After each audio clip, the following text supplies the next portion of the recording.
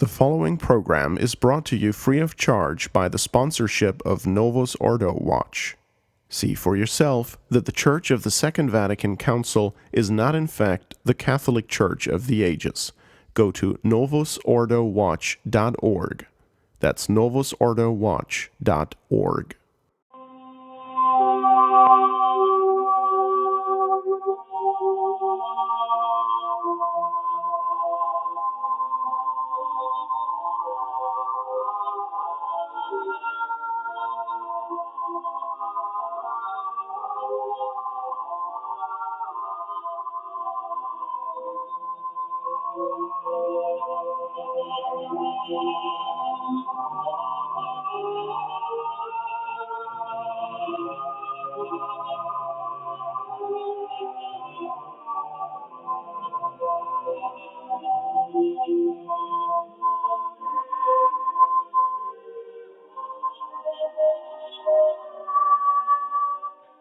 Welcome, ladies and gentlemen, to the Anti-Modernist Reader on the Restoration Radio Network.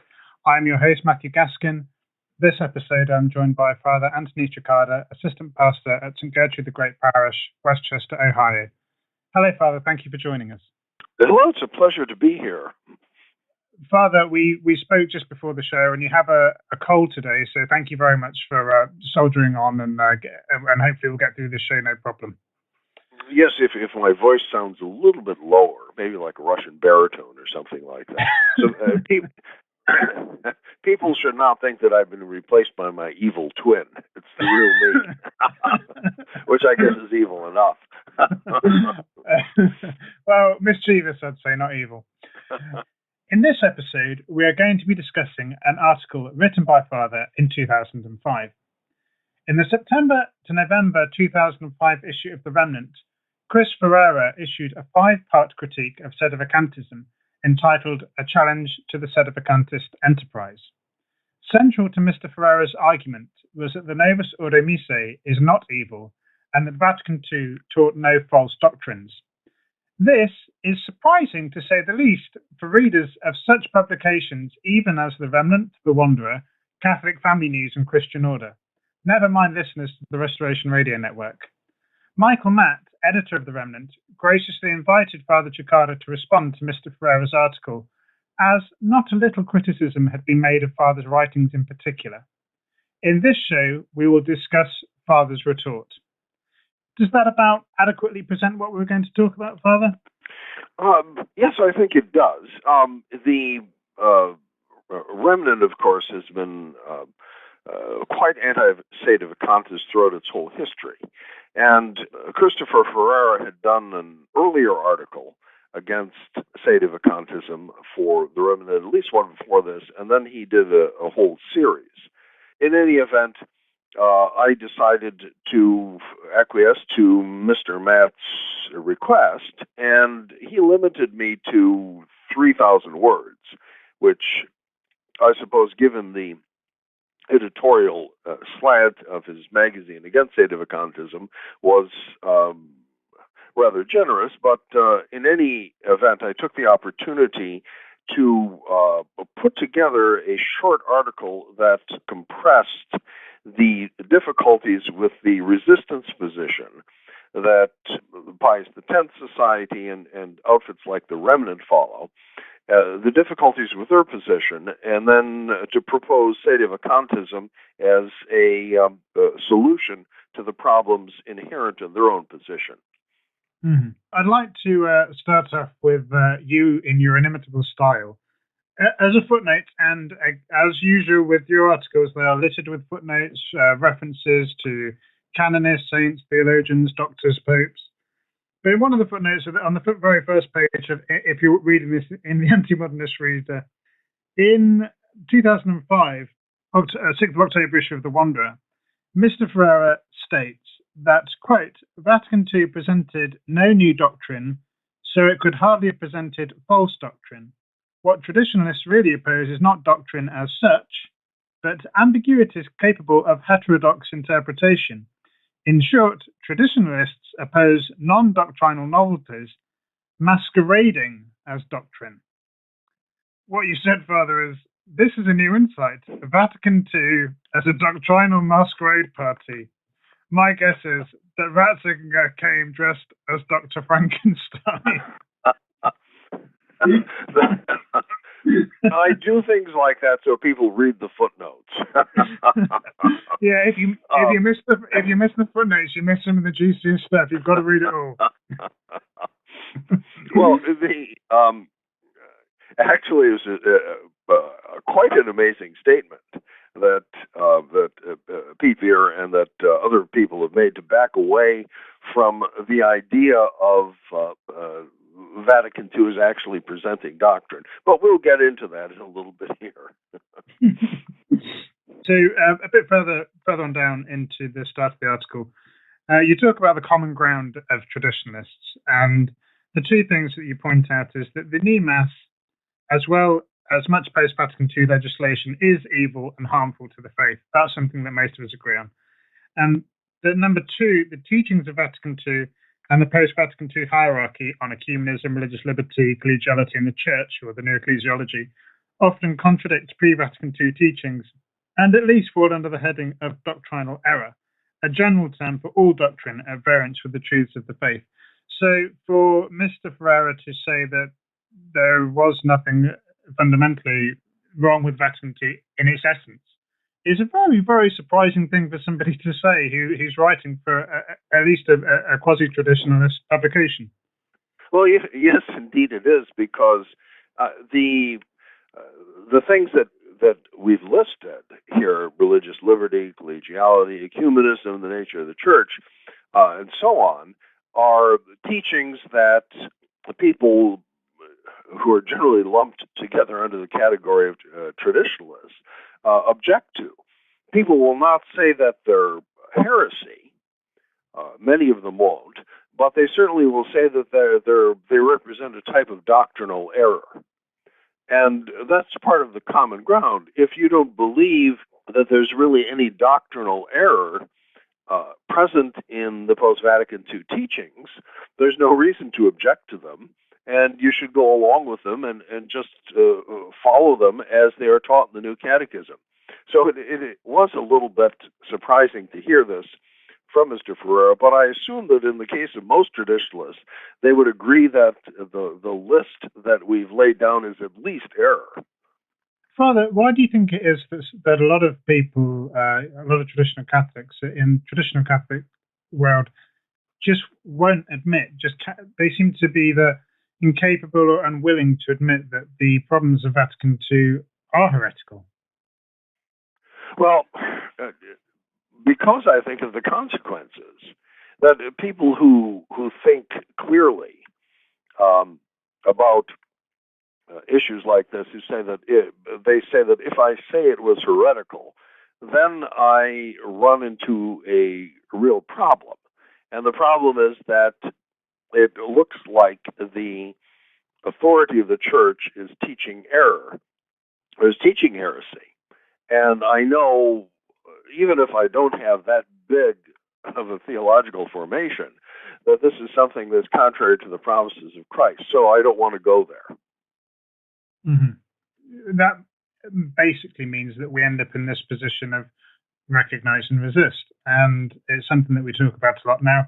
I have spoken to somebody in the SSPX resistance, what I would call an SSPX fundamentalist.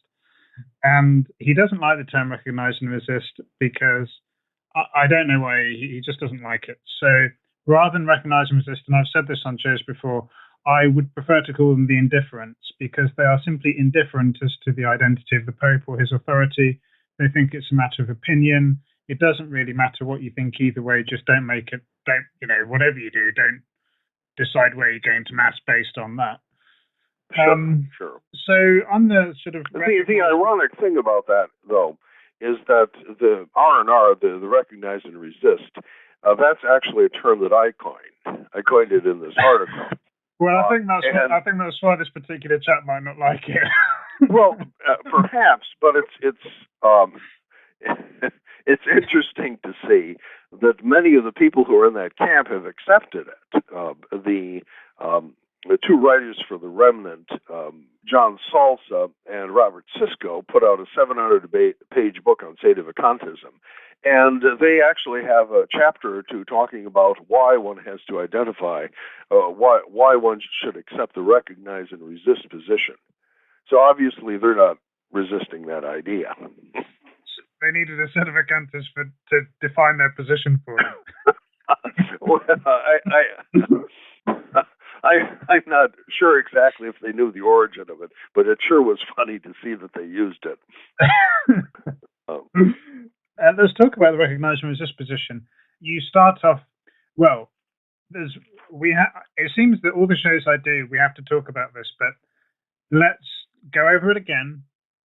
Let's just dismiss that old idea that the only thing you have to believe as a Catholic is ex cathedra declarations from the Pope. Why is it that position is wrong? Well, because the bulk of what we understand in terms of truth and of Catholic teaching is not formulated in documents that have the stamp infallible on them or ex cathedra on them. So people have taken refuge in that idea that there's no obligation to adhere to something unless it has that sort of a stamp on it from a pope or a council, as a way of trying to explain what they see after Vatican II, that there are all these errors and these evils that have come from men who appear to be the hierarchy of the church. So there's this tendency to make the obligation that you have to adhere to doctrine and to laws, to make that as narrow as possible to try to avoid confronting the authority question. I mean, it is understandable because people of my generation were schooled in the idea that you have to submit yourself to the Roman pontiff and to what he teaches, and that he is infallible in faith and morals. But generally the discussion would go on from there to ex cathedra statements. So I understand where these people are coming from, but there's more to the obligation that the Catholic has, as we shall see, as the discussion rolls along, than just simply that. For me, it also comes down to, and I've mentioned this in the show before, but it also comes down to the Roman martyrs.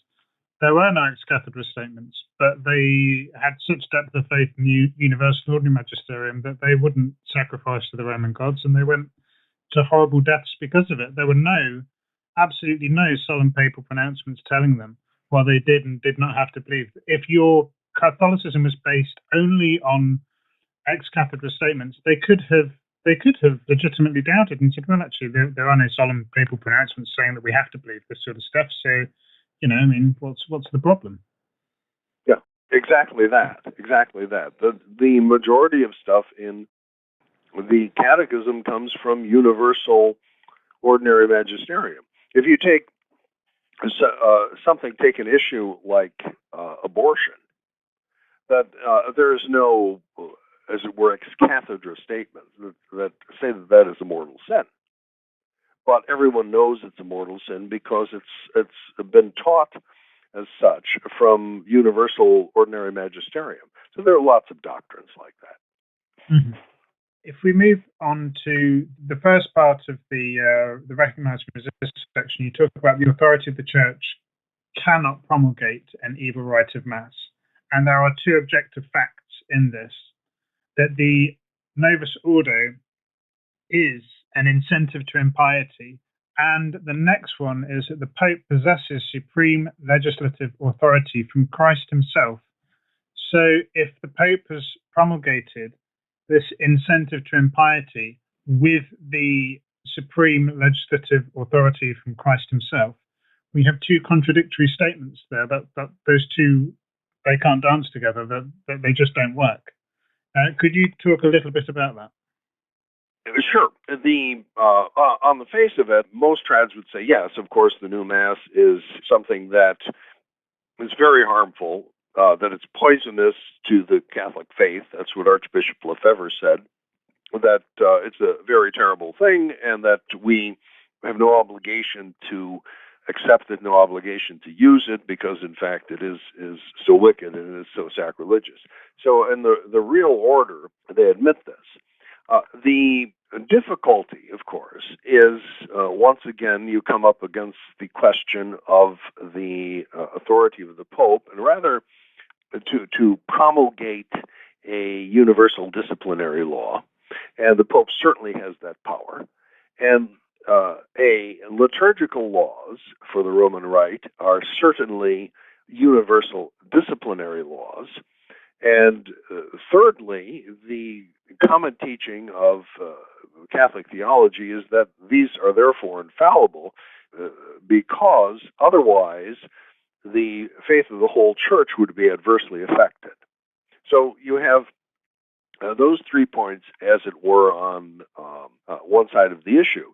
So traditionalists are going to have difficulty reconciling those 3 points with the evil that they see of the new Mass. But it is, in fact, a fact that the Church cannot promulgate an evil rite of the Mass because that would lead men away from Christ and lead them away from salvation and the truths of the Catholic faith. And this is something that is absolutely certain. The way that people have tried to get out of this is to say that, well, it just applied to the Roman Rite, so it wasn't a universal disciplinary law. But that is false in terms of the distinctions made in canon law, that it is a law that applies everywhere in the world, and that is a universal disciplinary law. So the other argument against it from the R&R camp was that, well, the Pope somehow made an error in promulgating the new rite of the Mass. But that position we've refuted as well, because the legislation of Paul VI in 1969 and 1970 made it absolutely clear that he was promulgating it. So you come up against that problem of the infallibility again of universal disciplinary laws. Mm-hmm. And again, you point out in the footnotes further that both the SSPX and Michael Davies have taken slightly different views on this. Well, actually, completely opposing views on this. That's as an understatement, to say the least. The SSPX have argued that the new Mass was evil, but was invalidly promulgated, while Michael Davies argued that it was validly promulgated but not evil.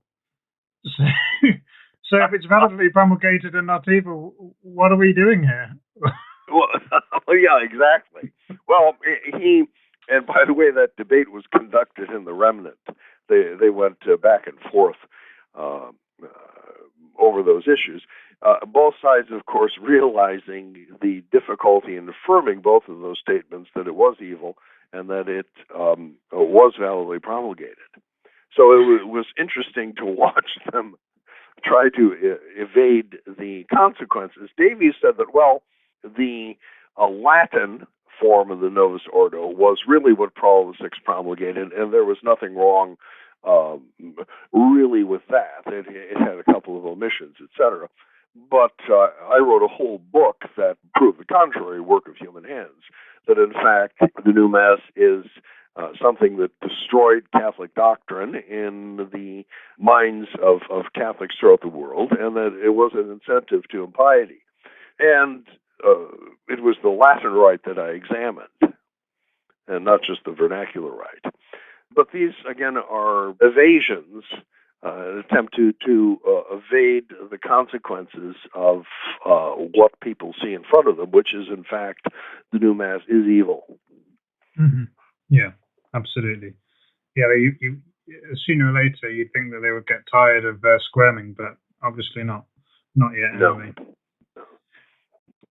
Let's move on to the next section, in which we return to the Universal Ordinary Magisterium, and we talk about the idea that Catholics must adhere to the teachings of the Universal Ordinary Magisterium, and in fact Pius IX condemned the idea that the only thing we had to believe was ex cathedra statements in the Syllabus of Errors in Quanta Cura. Yes, and that is something that everyone should know. But that particular principle that Pius IX laid down is unfortunately one that many of so many Catholics after the Second Vatican Council just ignored. They had this mythical, there's this myth that only if something had the infallible ex cathedra stamp were you obliged to adhere to it. But of course, that is absolutely not the case. You quote de Blanchy, in which he talks about what would qualify as universal order magisterium, and he says, by the express teaching habitually imparted outside of formal definitions by the Pope and the body of bishops dispersed throughout the world. So who can really argue that Vatican II is not taught by the so-called Pope and the so-called body of bishops universally and throughout the world? Would it therefore not qualify as universal order magisterium? If you take de Blanchy's principle, and of course it's ironclad in terms of traditional Catholic or of traditional Catholic in the sense of pre-Vatican II Catholic dogmatic theology, when you apply the principle on universal ordinary magisterium, then the trad is traditional Catholic is faced with having to accept teachings that he is convinced or suspects are errors.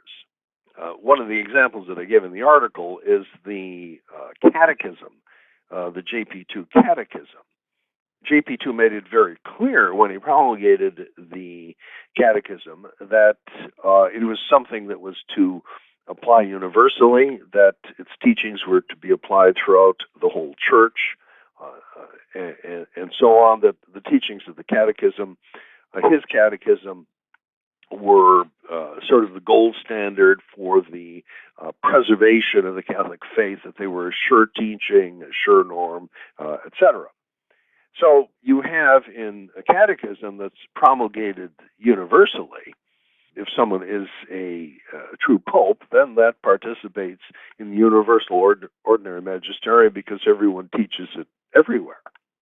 Mm-hmm. The difficulty is that trads know and have heard that this catechism teaches false doctrines.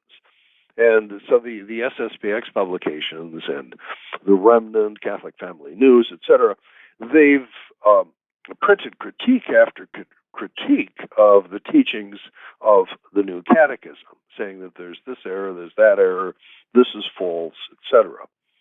So you see them come up against a fundamental conflict there between what they are saying and what is being taught by the people who supposedly are in authority in the church, the post-Vatican II popes and the bishops. Mm-hmm.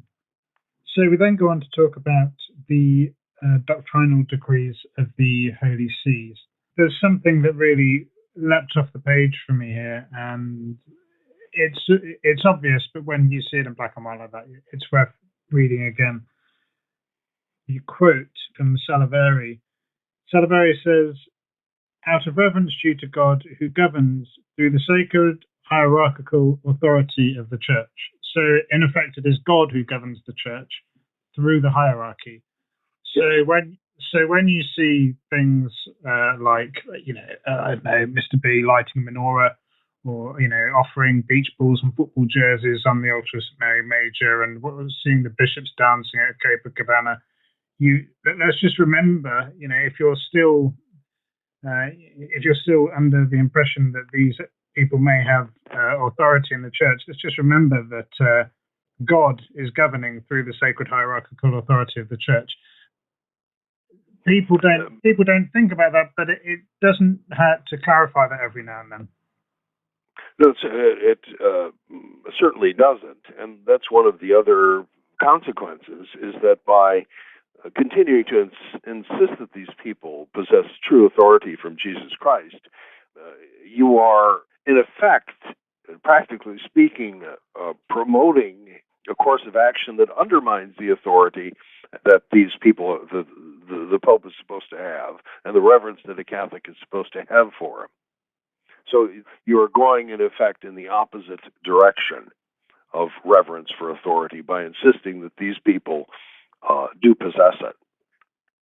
Mm-hmm. It's necessary to authority, or necessary to obedience to authority, to submit to it. If you don't submit to an authority, well, what's the point in any authority? Why would it exist at all? Mm-hmm. Well, actually, it renders the whole word of authority completely meaningless. We then move on quickly to the fact that public resistance simply is not supported by any doctors or theologians. The whole idea of publicly resisting a pope simply does not exist. Now, Father, could you walk us through this particular section? Yes, it doesn't exist in the sense that the R&R camp wants to try to apply it. Well, as traditionalists, what we resist and what we turn our backs on are evil laws and evil right of worship and harmful right of worship and doctrines and teachings that are contrary to what the Church has taught. In the case of the laws, these are universal laws. And secondly, in the case of the doctrine, these appear to be universal ordinary magisterium if you grant authority to the people who are at the top of the conciliar hierarchy. So you have those two things. So you resist official doctrinal pronouncements, and you resist universal disciplinary laws. The quotes and the defense that the recognize and resist people have come up with is that, well, that there is a justification for resisting authority. However, what the authors that they cite are talking about is a refusal of an evil command. There's a difference between an evil command, do this, that, or the other thing, and a universal disciplinary law.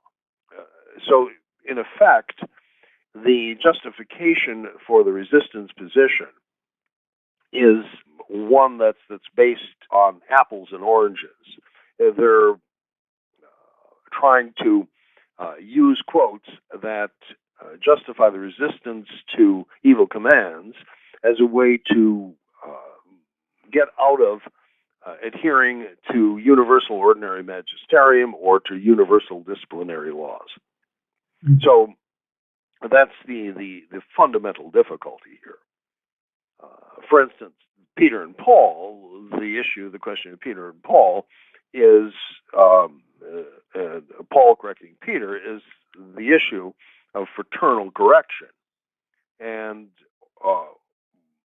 or when you apply that principle, let's say a little more broadly, the resistance to a command from a pope who tells you to do something, orders you to do something individually that you know is evil. That is different from what traditionalists are resisting. Mm-hmm. And you make the point very clearly that this fraternal correction cannot be public. It cannot be done in public. An individual cannot publicly denounce or resist a pope. And you also point out that Cajetan, Vittorio Bellarmine, and Suarez pointed out that the public resistance to a pope must be done by councils and not individuals. So the theologians and doctors support the position as well and reject the idea that an individual person could publicly resist the pope. Yes, and the origins of the quotes of the theologians that you mentioned were ones that were connected with the dispute over what is called conciliarism. What was the power of a council vis-a-vis the power of a pope? and what are the circumstances in which council could offer some sort of resistance to the Pope. So again, you end up with apples and oranges. And the same quotes have been floating around since the 1970s, and they're always the same quotes. There's a quote from Vittoria, there's a quote from Cajetan, there's a quote from Suarez, and all of these come from a book written in Portuguese by a man named Da Silveira, and Da Silveira did a study of the Novus Ordo Missae and the question of laws and infallibility of the Pope, and he put together these different quotes on resistance. But these have been cherry-picked and repeated endlessly by traditionalist authors since the 1970s as justification for not submitting themselves to the authority of the man they recognize as the Roman Pontiff.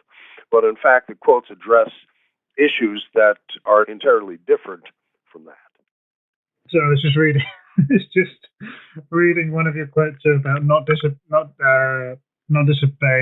the universal, but rather resisting an evil individual or an evil individual command. And I'm going to read it out. You've said, for example, if the Pope told a Monsignor, sell Fatima to Disney, Monsignor, dynamite St. Peter's, and then bring me another blonde chorus girl. That's the kind of individual evil command that one would be perfectly justified in resisting. Yes, and I have to say that I didn't find that example in Cajetan. No. Well, I'm surprised. Okay, so once we've been through all of that, really we're left with three choices, and I'm going to quote directly from the article here.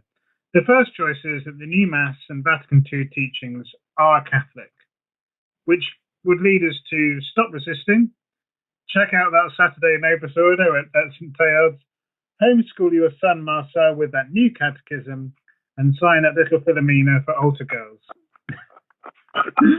The second choice is that the authority of the Catholic Church is defected, which means go Episcopalian. Great music and no confession. And the third choice is that the new Mass and Vatican II teachings are not Catholic and so could not have come from the authority of the Church. Welcome to... And we'll break Sedevacantism. We would like to remind you that you are listening to Resisting the Pope, Sedevacantism and Frankenchurch on the Restoration Radio Network. I'm your host, Matthew Gaskin, and I'm delighted to be joined today by Father Anthony Cekada. And today we've been discussing the problems discussed in Father's 2005 article. We want to remind you that this anti-modernist reader show is a production of the Restoration Radio Network. All rights are reserved and any duplication without explicit written permission is forbidden. To obtain permission, please write to mail at truerestoration.org. And so, Father, back to the S word that the indifferents dare not speak.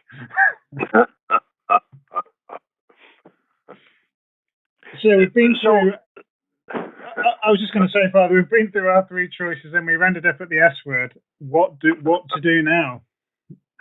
Exactly. So the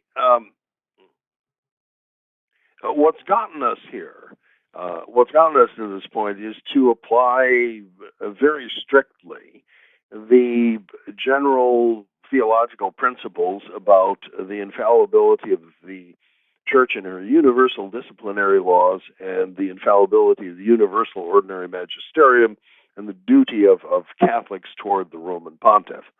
So when you compress all of those principles, you line them up, and you line those up on one side, and the facts about the new Mass and the post-Vatican II teachings on the other, how they or evil and how they represent errors, this is what you have to come to. There's not really a third option that is open to you. And so here we are at Sedevacantism.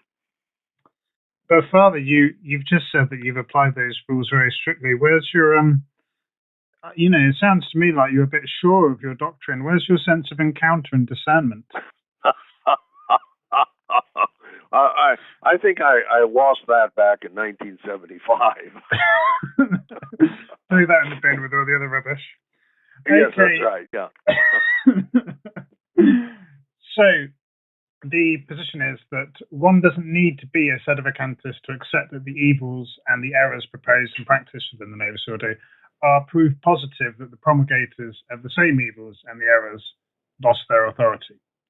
That's essential. That's a sort of opening gambit, and we go on to talk about heresy defined, and you talk about the idea that some people get confused about what exactly heresy is and what it's made up of. So could you please walk us through the three different types? Sure. And now, because I had a word limit here, I was forced to be very compressed and to be very accurate and precise in what I said about the definition of heresy. So we start with the definition from the Code. A heretic is one who, after the reception of baptism, pertinaciously denies or doubts any of the truths to be believed by divine and Catholic faith. So that's your definition. And then, rather than letting that stand on its own, you go to the writings of canonists who discuss it and who explain it.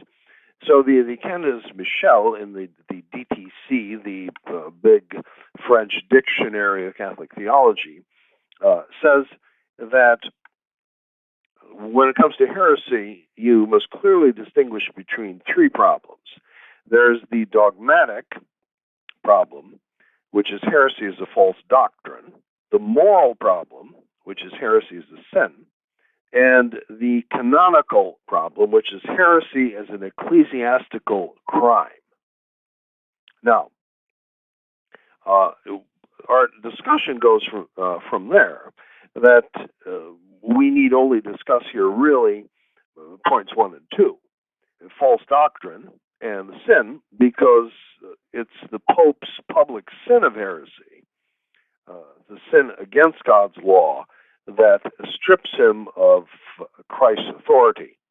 Now, that's a key distinction because many anti-Sedevacantist writers, especially Michael Davies, tended to confuse the sin and the crime. A true pope can commit only the sin of heresy. He cannot commit the crime of heresy because the crime of heresy is a creation of ecclesiastical law, and as a pope, he is above ecclesiastical law. So it's the sin of heresy that we're talking about. So what someone like Davies did is they confused the legal and the moral issues when they should have been clearly kept separate. It's like saying so-and-so was a murderer. Well, we've seen so-and-so slay someone in cold blood. So he's guilty of the sin of murder. He hasn't been yet convicted of the crime of murder and sentenced to jail. But you start out with the sin. Mm-hmm. If 200 people saw a man kill another man in a shopping centre or something, there are hundreds of witnesses, and the police come, the perpetrator's drenched in blood, and he's very clearly guilty, and he says to the police, "Yes, I'm glad I killed him," when they arrested him. I mean, is he a murderer? Well, yeah, clearly he is. But the way that some of the sort of legalistic arguments that the recognised resist indifferent crowd put forward is that unless he's actually, or until he has been to a law court and has been convicted by a judge, he's not formally, at least, a murderer. and therefore he can't be described as a murderer. But in the footnote on the page, it's something that you mentioned from below. You quote him in which he says he's talking about people who commit the sin of heresy. He says he would automatically lose pontifical power. He's talking about the Pope, because having become an unbeliever, he puts himself outside of the church, and importantly, by his own will. Now, unless you subscribe to the crazy mentivacantist position, that he doesn't know what he's doing, he doesn't know what the truth is, he has no idea of objective truth, so therefore he can't possibly commit the sin, and it's not possible. Unless you subscribe to that position, common sense dictates that if you saw the man in the shopping centre murder the guy, he's done that as much of his own will as a heretic has put himself outside of the church, whether he be a layman or the Pope. Yes, and the presumption is in ecclesiastical law and the moral law and in the civil law certainly is that, well, it's that your external actions reflect knowledge and reflect intention. And that, is especially something as obvious as, not killing people. So that your external actions and words are presumed to be concordant with what's going on inside you. Mm-hmm. It's common sense, really.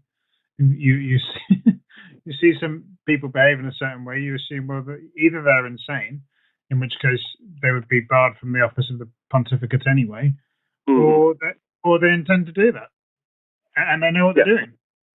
Yes. We move on to Doctrine Denied, in which you point out that the teaching must be an article of divine and Catholic faith that the Church has authentically proposed as such. And a prior, as we've said before, a prior ex cathedra statement is not necessary. Now, never mind Mr. B. Let's look at people like JP2 or Ratzinger or Montini or Roncalli before him. Everything that they've done, the doctrines that they've denied are clear. Could you talk a little bit about this, about the doctrines being denied and what that means? Well, the point that Michelle makes is that so you don't have to have this ex cathedra definition, that if a truth is explicitly taught in the universal ordinary magisterium, that is sufficient for it to be authentically proposed. So you have to adhere it. You would have to adhere to what is proposed. So the a person who is a heretic, the authors tell us, can deny a doctrine either in explicit or equivalent terms, either through a contradictory or contrary proposition. So for instance, we don't profess that Christ is a God-man, and that's something that's de fide. If you say that Christ is not the God-man, that's a contradictory proposition. And if you say that, well, Christ is a pure man or Christ is an angel, that's a contrary proposition. And so it's under the second heading all the time of contrary propositions that the modernists operate. And they deny or doubt a doctrine, as we will see in the question of the unity of the church, through contrary propositions. That they use these propositions or these statements to deny, in effect, what is defined Catholic teaching, a part of Revelation. In the next paragraph, you talk about the sin or the pertinacity, and you point out clearly, quoting Vance Vidal, that a lengthy trial and a declaratory sentence for the sin and the pertinacity of heresy is not necessary. Could you briefly explain why this is? Yes, because especially in the cleric, you're presumed to know the contents of the Catholic faith, and existence of the sin of heresy is one thing. The canonical crime is another. For the canonical crime, any canonical crime, to be convicted of it, there are, I think, 11 excusing causes that you could come up with in your own defense. But that's only for the crime. That's only for the crime. And what Michelle is saying is that it's not necessary to go through this rigmarole before the sin really exists. That it's sufficient, that you know the existence of what the church teaches on a point, and then you refuse to submit to what it is. And it is in that the sin of heresy consists. Yeah, I'm very sorry. I said you quoted Burns Fidel. You don't. You quote Michelle. With those 2 points in mind, the idea that ex cathedra statement is not necessary, as we seem to be beating that drum, but let's make sure we establish that. And the idea that a lengthy trial and a declaratory sentence are not necessary. We then move on to, I think, one of those words that it's sort of famous in Sedevacantist in the Sedevacantist camp. It's famous, and I believe you coined it, Father. But let's talk about Frankenchurch. Okay, fine. We're a little late for Halloween, but better late than never. It's okay. So this heresy, you point out, this heresy posits a people of God and a Church of Christ, not identical with the Roman Catholic Church, and broader than it, a Frankenchurch created from elements. Oh, now we're getting into those new modernist words, aren't we? Of the true church that are possessed either fully, yes, definitely, by Catholics or partially by heretics and schismatics. So this is effectively the new ecclesiology. That's what we're talking about. It is. Yes. And let's talk about Frankenchurch and all of the horrors of this monster. If you'd like to just walk us through it, please, further. Please turn a light on in the room, okay? Don't sit in a dark room. Yeah, send your little children out at this point. The idea of a new theology of the church was something that I had heard about in the Modernist seminary when I was there in the 60s and 70s. I remember the professors emphasizing this idea of like a different theology of what it means to be church. They always dropped definite articles. So what they were talking about was this a new ecclesiology of Vatican II. So you have this new terminology. So the Church of Christ subsists in the Catholic Church, and then beyond this subsistence, there's a people of God to which all who are baptized belong.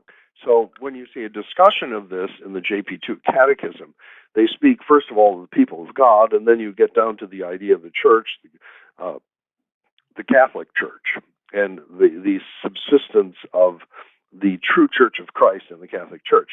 So it's all of the slippery language. This theology was originated by and developed at Vatican II by Ratzinger, the young theologian Ratzinger, and it was something that he consistently promoted when he was head of the Congregation for the Doctrine of the Faith, and after he was elected as well. So you have lingo like this. Schismatic bodies are particular churches, united to the Catholic Church by close bonds. The Church of Christ is present and operative in churches that reject the papacy. The universal church is the body of particular churches. There are numerous spheres of belonging to the church as people of God and of the bond that exists with it. That was a JP2ism. Schismatic churches have wounded existence. The universal church becomes present in the particular church with all her essential elements. So there's pages and pages of this stuff that's appeared. And then if all of that is not bad enough, you get the same thing in the JP2 Code of Canon Law, that one becomes a member of the people of God by baptism. The whole people of God participates in the office of Christ. The sole church of Christ subsists in the Catholic Church. Christ's body, the church, is wounded. The Christ Spirit uses schismatic and heretical bodies. These churches and ecclesial communities as means of salvation. So, there you go, Episcopalians, right? Yeah. No confession and great music. So it's all used by the Spirit of Christ. So there's pages and pages of this stuff that has come out since the Vatican Council in official teachings. So the next question is, okay, we were confronted with that. We know that there is something wrong with it. So what article of the Catholic faith then does all this verbiage, this Frankenchurch verbiage, doubt or deny? And what it doubts or denies is the article of Divine and Catholic Faith, I believe in one church, which we recite every Sunday and every major feast. So it's the unity and unicity of the church that is denied through all of this language, because the true church, its Catholic teaching, is undivided in herself and is separated from any other. So that's what Frankenchurch denies. You can see the contrary teaching of in the writings of previous popes and previous magisterial statements on this notion of the unity of the church. Yeah, and you quote particularly Leo XIII and Pius IX. They both say it in many different places, and they really hammer it home. And I recommend people go and read the article. We're not going to go through all of the quotations here, but it's well worth reading it. If you're sort of thinking around this subject and you're not quite sure yet, it's well worth going and seeing what these popes actually say. And of course, again, in the footnote, in one of the footnotes, you point out that it contradicts the very idea of extra ecclesiam nihil salus, outside of the church there is no salvation. If all of these churches are means of salvation, then you deny that straight away. And that is, that Pius IX said is a dogma. So. Yeah, a most well-known Catholic dogma, like you said. Yeah. Having gone through all of those quotations, which you include for the sake of making it very, very clear that fundamentally there's nothing that can be argued against the position. We go back to sin and pertinacity and the post-conciliar popes, and we talk about the sin of heresy requires no canonical warnings for pertinacity. All that one needs to do is A, know the rule of the faith, and B, refuse to submit to it. Formal heresy is then complete, because the willed opposition to the magisterium constitutes pertinacity. You then go on to say Cardinal Belo put it still more simply: formal heretics are those to whom the authority of the church is sufficiently known. Now, who could possibly deny that every single one of the post-Vatican II, quote, popes, unquote, did know very clearly and sufficiently the truths of the church? Well, precisely. And it was something that you learned in catechism as a kid, and it was something that you studied in the seminary, in the theologate, and that all you had to do is pick up a book on the teaching of the Catholic Church to realize what this is. So it can't be, you can't say they did not know. You can't try to make that as a particular excuse. The canonists are clear also in the case of clerics, that there's always the presumption that a cleric, because of his seminary education, that he knows the rule of faith. And the people who try to say that the post-conciliar popes are exempt, as it were, from the consequences of their denials of different articles of the Catholic faith, they are proposing something that flies in the face of reality. You're going to say that the JP2 did not know what the article of the Catholic faith, Credo Unum Ecclesiam, meant, or that Ratzinger didn't know it. He was the man who constructed the whole ideology that undercut it. So the idea is that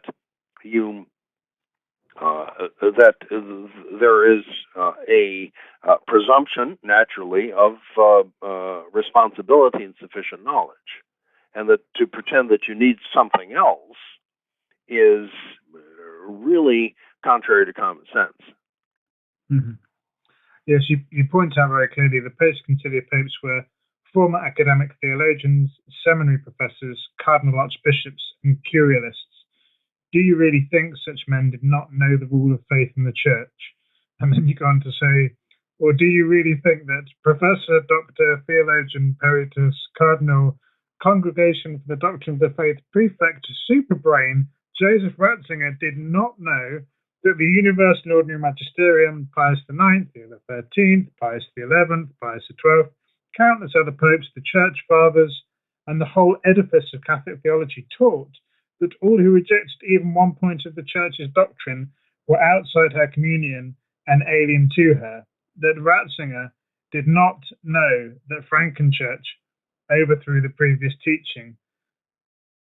And then you then ask, if you believe that, I have a bridge to show you over the Tiber. Well, that's exactly it. And, it's the same thing with Bergoglio. Now, he's obviously not a super brain in any way, shape, or form. But no, I don't think anybody could legitimately accuse him of that. But he, from his public statements, just from what he denies, you can tell that he knows the true teaching, because he constantly undermines it. So in his crude and his obvious way is he knows what the real teaching is, but he denies it and undermines it. In fact, didn't he say at one point that, well, I'm going to say something which may be heretical. I'm not really sure, but I'm going to say it anyway. So, I mean, what more do you want? Yeah, I'm going to say something that might sound heretical, I think is what he said. Yeah, but the attitude was exactly that. But I'm going to say it anyway, so it doesn't really matter. It doesn't. Yeah, it doesn't.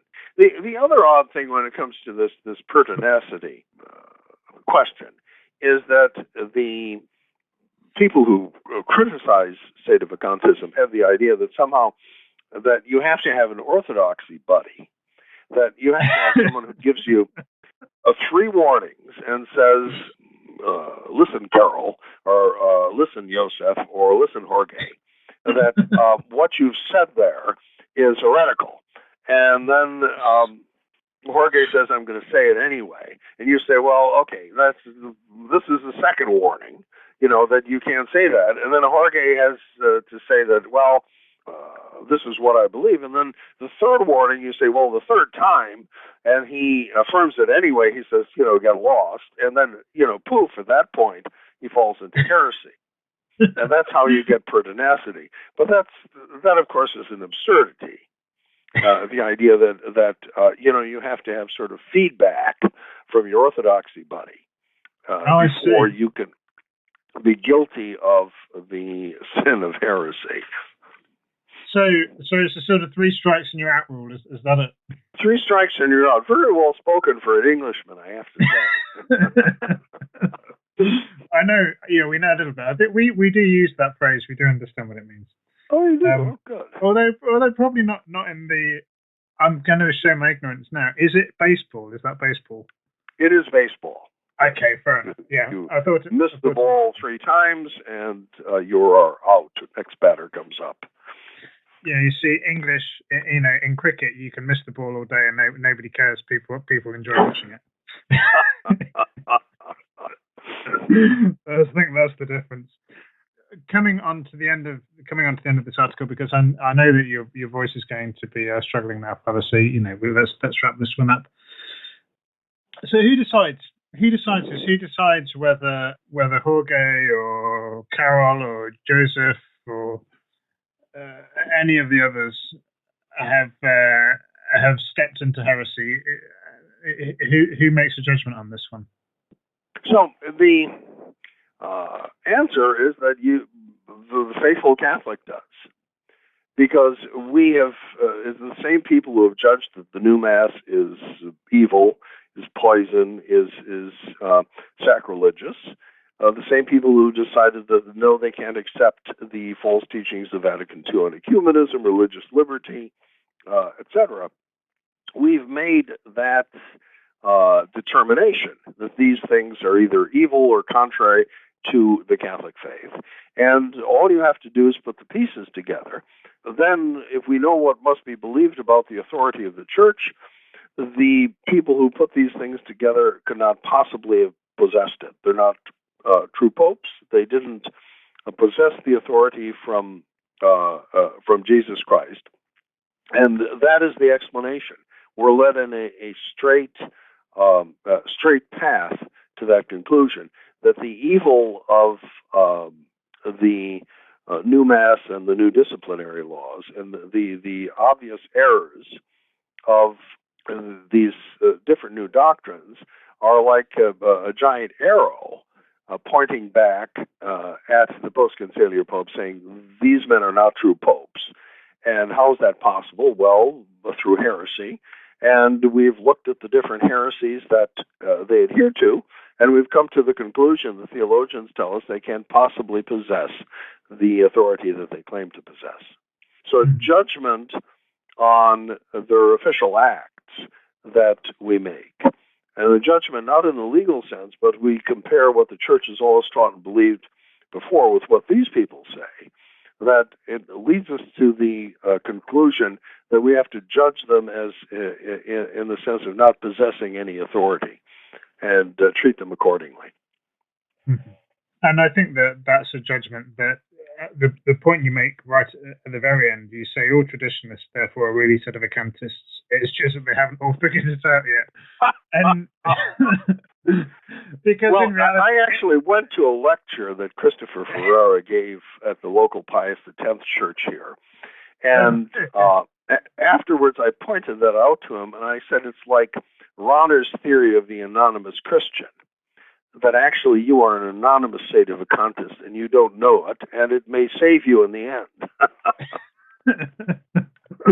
I think that anybody who's resisted in some way the changes of Vatican II, that statement stands. They are Sedevacantists. They just haven't figured it out yet. And I think that hopefully, God willing, one day they will do. But have you anything else to comment before we close this show out, Father? Is there anything else you'd particularly like to say? Well, yes, that the article that we've discussed tonight, Resisting the Pope, Sedevacantism, and Frankenchurch, was designed to be very compressed argument. To date, I've not seen any of the anti-Sedevacantists, any members of their camp, write a refutation of it, even indirectly. So I think that I encourage listeners to read the article and try to understand the argumentation. It's actually very simple. Once you say that there's something wrong with the changes, that they are evil or that they represent error, the rest of Catholic theology leads you inexorably to that conclusion. So I recommend that people read and study the article. Yeah, absolutely. It's very short, it's very easy to read, and it is very concentrated. And actually, it's my belief that by giving you that 3,000 word limit, they actually did a very great service, because this is not a large cup of coffee. This is a Sedevacantism espresso. You're going to get you're going to get a very small but very powerful shot of Sedevacantism, and Well, I think it's. I think that if there were a canonist involved, he would say something about an excommunication latte sententiae. Oh dear. We can't resist those puns. It wouldn't be a Father Cekada show if we didn't have a play on words. So without a corny joke, right? Okay, Father, I think we'll wrap it up there. Thank you very, very much for being my guest today. You know, we can all hear that your voice is struggling. So I wish you a speedy recovery.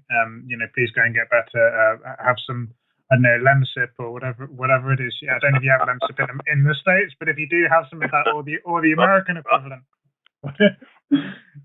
We'll look for it. And continue good success in the work you do at St. Gertrude the Great. Thank you very much for being here. Thank you, and God bless you all. Thank you very much. Bye-bye. If you have any questions for Father Cekada or feedback on this episode, we would love to hear from you. You can contact us at antimodernist@truerestoration.org, and we will pass along your questions or comments. We would also take this moment to remind you that all correspondence with us is strictly confidential. All of us here at the Restoration Radio Network would ask that if you found this show to be informative, helpful, or in any way beneficial to you and your faith, that you please consider sending a note of thanks to the clergy who help make our network worthwhile. Remember that above and beyond material contributions, the most important donation you can make to our work here is prayer. Please think of offering a Mass, a Rosary, or even a simple Ave for our work the next time you pray. For the Restoration, I am Matthew Gaskin.